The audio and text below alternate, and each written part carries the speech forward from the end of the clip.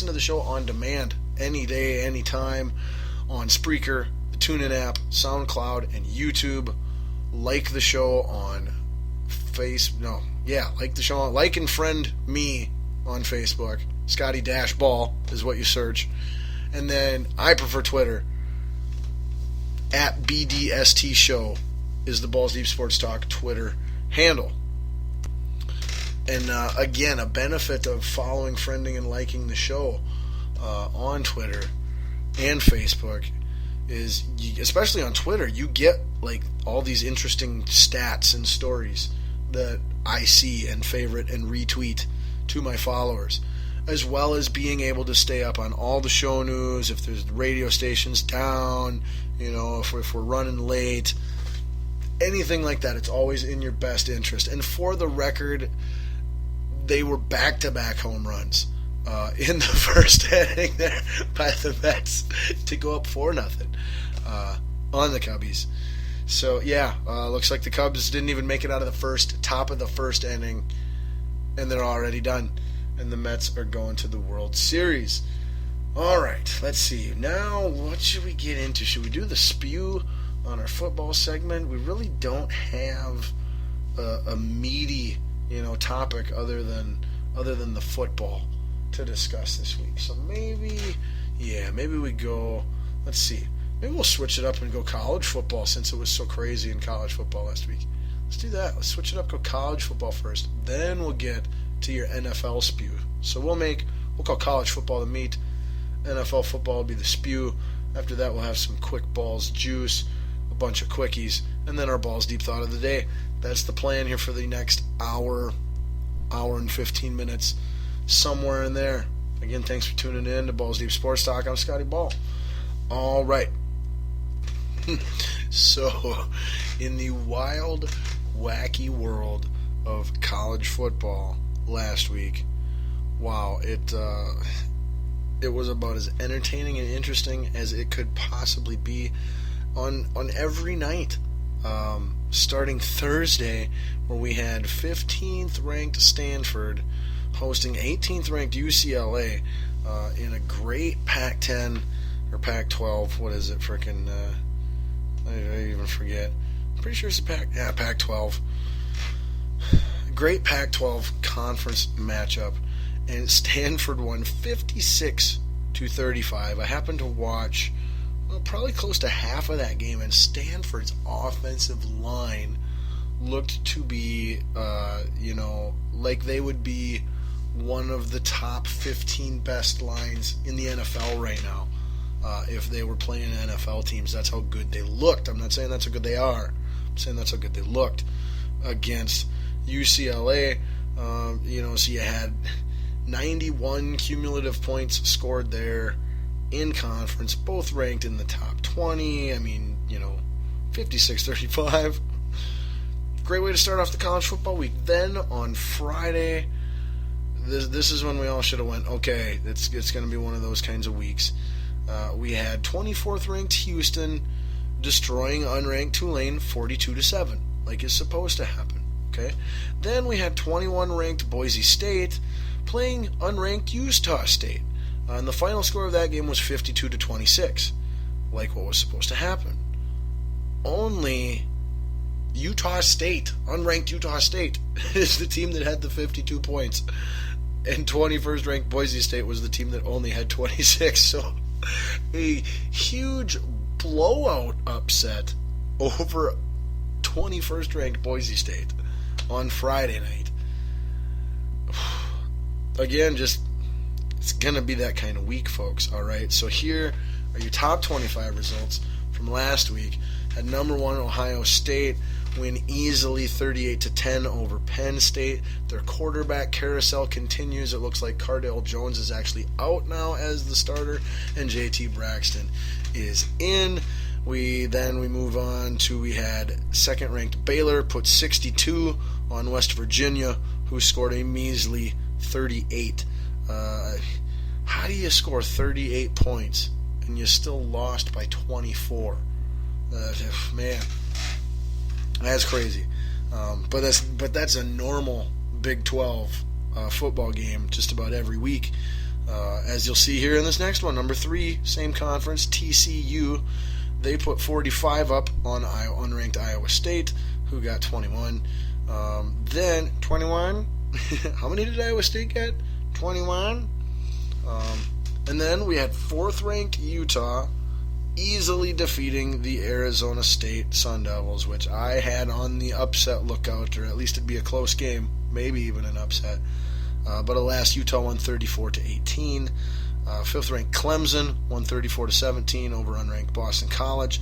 And then, in what I had marked as one of your can't-miss games of the week, we had 6th-ranked LSU Tigers of the SEC taking on conference foe 8th-ranked Florida Gators, and LSU won 35-28.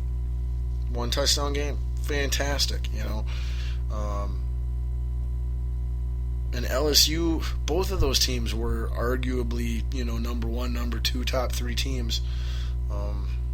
And so hopefully Florida doesn't drop too much, because I still think they're a top 10 team, top 15 team for sure, when it's all said and done, at least this year. But then moving on to the game that everybody talked about, whether they watched it or didn't watch it. I happened to actually see the last play of the game as it happened. But 12th-ranked Michigan loses at home to 7th-ranked in-state, in-conference rival Michigan State, 27-23, on a fumbled punt returned for a touchdown on the final play of the game with 10 seconds to go. Michigan State held Michigan to have to punt. We couldn't run the timeout. There was 10 seconds left. 10 seconds on the clock. 4th and 2, Michigan ball. So kudos to Michigan State for forcing that punt to happen in the first place. Here's what happened. Snapped the ball. Snap was low, but not bad. Okay? Let's get this straight right now, because I heard some, Fox Sports moron, probably an East Coast guy, because most of those East Coast guys are just freaking, knuckleheads. Not all of them, but a lot of them. But he was trying to say that it was a bad snap, bounced off the ground, was low. That's not on the punter's fault. You would have to be blind to even think such a thought. If you watch the play, never at any point in time does the ball come even remotely close to touching the ground from snapper to punter.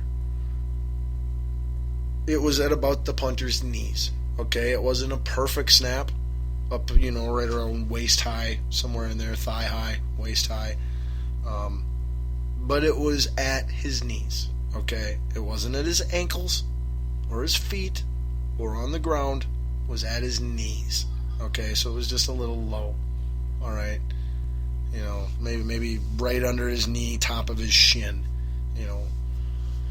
Not a perfect snap, but by no means, by no measure whatsoever, was that last snap a bad snap. Just wasn't a perfect snap. Shouldn't have to be a perfect snap. Ball hits the punter in the hands, both hands, two hands, boom, just stone hands, just literally bounces off of his hands. He never even made an attempt to close either hand around the ball and squeeze the ball while it was touching his hands. No, he literally, it's like he had flippers. It's like he's trying to catch the punt just below his knees with flippers, penguin flippers. That's what it looked like. Ball on the ground. He picks it back up, sticks it out from his body as he's running and trying to spin around and kick it, I think. I'm sure that's what he was trying to do. It's stupid. He should have just fell on the football, even though there'd still been a couple seconds left for Michigan for the Spartans to call a Hail Mary or kick the field goal if, depending on if they think that probably would have been in field goal range. But still, make them make the plays. Give your team a chance yet, But instead of falling it, he tries to pick it up. kick it, doesn't. Defenders all over him. It just goes literally flying out of his hand right into the gut and arms of a Michigan State player, who then runs into the end zone for the touchdown. He was almost pushed out of bounds and tackled, from about the 7-yard line all the way to the end zone. Did a great job of staying in bounds and completing that touchdown return, because had he not made it all the way into the end zone, time had run out and game's over. You don't win, But so let's be very clear, okay? No blame on the snapper. No blame on the long snapper whatsoever. 98% blame on the punter. I mean, I'm sorry, but that ball hit both of your hands right down by where you usually catch it to kick it, and you just dropped it, and then you made a terrible decision after you dropped it that caused even further harm. You made things bad when it was all up to you to just get the play off. It's all you had to do, catch it and kick the ball, and you win the game. It doesn't even matter if it goes, 30 yards, whatever. Just catch the ball and kick it. You win. Okay? They had no one back returning. They were rushing everybody. So you made things from bad to worse by then not falling on it, trying to pick it up and still kick it.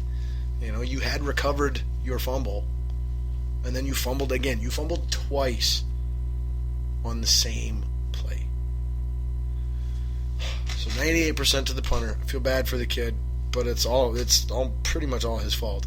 And then the 2% blame left over that I would put on, so I would put that on Harbaugh, because when I looked at that situation, okay, just before the play happened, like I said, I was watching it live. Before the play happened, I was sitting there going, 10 seconds left, 4th and 2. I'm running a Hail Mary out of the shotgun, and I'm going to have my running back or, a slot receiver or an inside tight end. I'm going to have somebody run just a little, 4-yard comeback over the middle of the field, okay, so that I can check down to an easy first down if they all go with the Hail Mary. I'm going to roll out to my preferred rollout side, usually the right side for a right-handed quarterback. So that'll take 3 to 5 seconds off of the clock before I even throw the ball.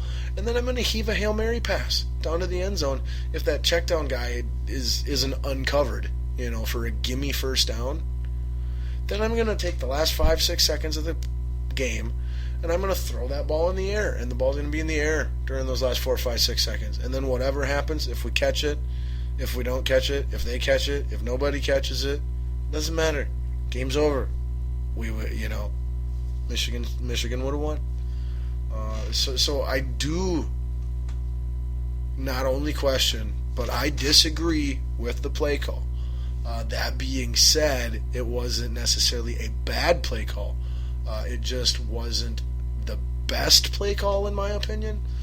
And it also wasn't executed properly. But had the play simply been executed, the play call would have worked and they would have won the game.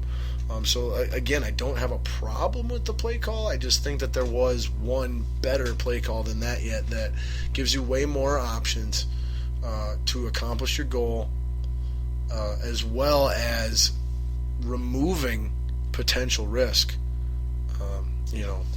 when you make mistakes.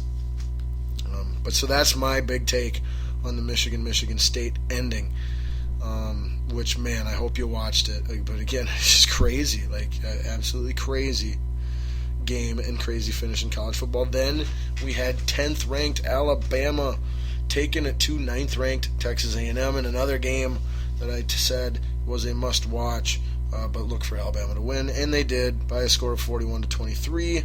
Florida State, 11th ranked, won over unranked Louisville by 20 points, and then 13th ranked Ole Miss, who just a few weeks ago, after being the only team to beat Alabama, and I want to say they did it fairly handedly, fairly convincingly, I should say, if I remember correctly. I might not. They had dropped to 13, and they were taking on unranked Memphis, and they lost 37-24. So they can beat the best team in all of college football convincingly, but they can't beat anyone else since, hardly. So look for Ole Miss